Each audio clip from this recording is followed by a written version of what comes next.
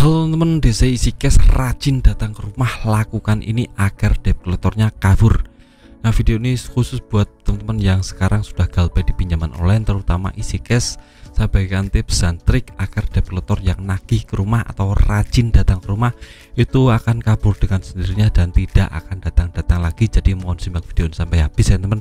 Nah, yang pertama, debt collector Easy Cash itu akan datang ke rumah jika kita sudah melakukan galbay selama 1 sampai 2 bulan atau 3 bulan. Itu akan datang nyamperin kita ke rumah ya teman, karena DC Easy Cash ini sudah mulai banyak beredar di masyarakat, terutama di Jabodetabek. Itu mungkin akan ada penagihan dari debt collector Easy Cash kalau kita sudah melakukan pinjaman lebih dari 10 juta rupiah. Jadi teman-teman harus lihat dulu pinjaman online teman-teman ini ada berapa, apakah di bawah 1 juta atau malah di atas 10 juta. Kalau di atas 10 juta biasanya akan didatangi debt collector terutama Easy Cash ini teman. Dan kalau sudah datang, teman-teman harus lakukan ini agar aman. Nah, yang pertama teman-teman, kalau didatangi debt collector Easy Cash ya sudah langsung masukkan ke rumah, bicara apa adanya, dan teman-teman wajib yang pertama teman-teman harus tanyakan identitas. Ini penting sekali, wajib sekali, karena banyak sekali orang yang terjebak oleh yang namanya debt collector palsu. Dia sudah menunjuk lantai duduk dan dia sudah membayar tagihan kepada orang itu, tapi dia cuma penipu, berkedok debt collector. Jadi dia dapat uang tapi di aplikasi pinjaman online-nya tidak lunas, jadi teman-teman ruginya double ya teman. Jadi saran saya, kalau ada orang yang mengaku debt collector, suruh masuk dan tanyakan identitasnya. Nah, yang pertama adalah surat kuasa. Itu wajib debt collector semua punya ya teman, surat kuasa penagihan pinjaman online. Yang kedua, surat sertifikasi untuk menjadi debt collector itu juga wajib ada. Teman-teman harus langsung tanyakan ini kepada debt collector. Nah, yang ketiga adalah surat penagihan dan rincian pembayaran. Itu wajib ada, karena cuma kita dan pihak pinjaman online yang tahu tentang itu. Debt collector abal-abal tidak akan tahu tentang masalah ini, jadi dia tidak akan bisa menagih kita. Rinciannya pasti tidak ada, tidak akan dibawa teman. Jadi ini wajib teman-teman langsung lakukan, dan teman-teman harus investigasi apakah dia benar-benar debt collector asli atau palsu. Jadi jangan pernah terjebak oleh yang namanya debt collector palsu. Nah, itu wajib teman-teman lakukan. Itu yang pertama teman. Kalau memang dia debt collector penipu, teman-teman langsung usir saja, karena dia ingin menggerogoti uang kita, dia ingin mengeruk uang kita, padahal dia bukan debt collector asli ya teman.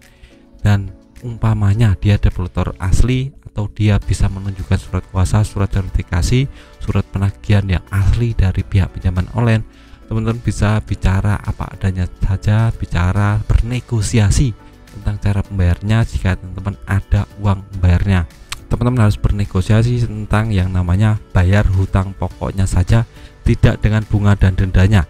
Ini bisa menjadikan teman-teman lebih mudah membayarnya, karena ya untuk bunga dan denda itu sangat besar sekali. Jadi teman-teman harus bernegosiasi ini. Untuk pembayarannya bunga dan denda itu tidak dilibatkan, jadi hanya membayar pokoknya saja. Ini tidak serta-merta langsung bisa teman. Biasanya debt collector akan alot dengan negosiasi. Ini harus teman-teman bicarakan lebih lanjut. Ini biasanya bisa 1 bulan, bisa 2 bulan, bisa 3 bulan. Teman-teman harus rajin saja berbicara kepada pinjaman online. Kalau datang ya saya cuma bisa bayar pokok, kalau datang lagi saya cuma bisa bayar pokok, seperti itu ya teman. Lama kelamaan debt collector akan luluh dengan sendirinya. Akan ada, kalau mungkin akhir bulan akan ada yang namanya target dari pihak pinjaman online untuk debt collector ini. Jadi mungkin akan luluh dengan sendirinya, dan teman-teman bisa untuk melunasi tagihan hanya dibayar pinjaman pokok saja. Ini biasanya bertahap, tidak bisa langsung ya teman. Dan jika ini sudah bisa teman-teman lakukan, artinya teman-teman menang dengan debt collector, karena cuma bayar pinjaman pokoknya saja, tidak dengan bunga dan dendanya. Nah, ini yang pertama jika teman-teman ada uang. Nah, kalau saya tidak punya uang gimana bang? Nah, kalau teman-teman tidak punya uang dan ingin debt collectornya kabur dan tidak datang-datang lagi, teman-teman langsung bicara apa dasarnya saja. Teman-teman bilang saya tidak punya uang sepeser pun untuk membayar kamu, untuk membayar pinjaman online. Jadi mohon pergi saja, karena percuma datang ke sini. Saya sudah pasrah dengan ini, saya mau diapakan juga manut, saya terserah kamu.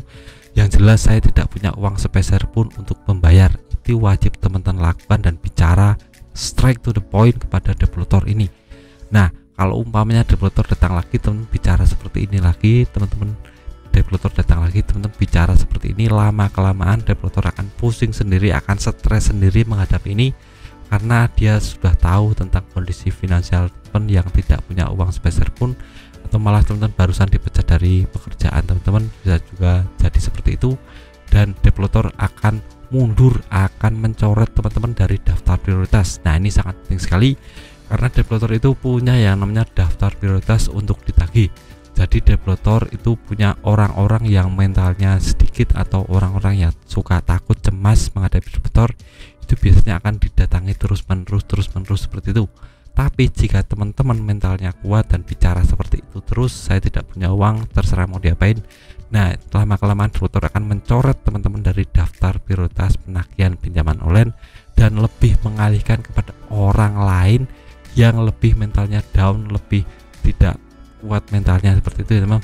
Jadi teman-teman bisa terbebas dari ini jika umpamanya teman-teman memang mentok nggak punya uang, memang ekonomi teman-teman sedang pailit.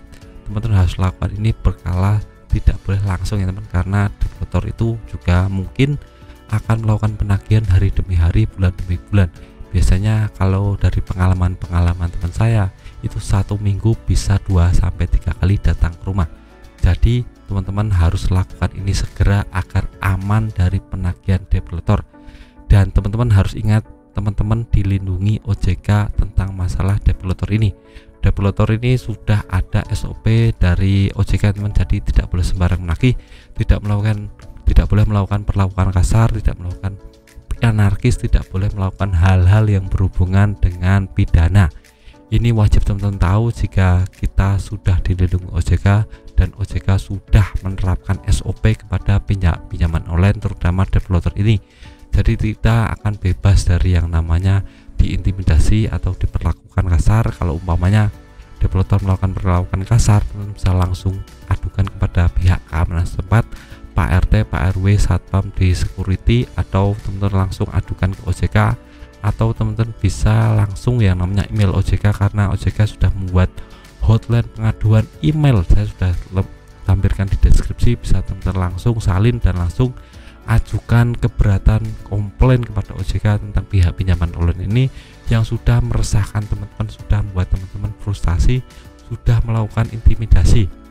Nah, nanti OJK akan merespon dengan melakukan sanksi atau administrasi atau yang lainnya kepada pihak pinjaman online ini, terutama debt collectornya, agar ditata lagi, agar harus sesuai dengan SOP.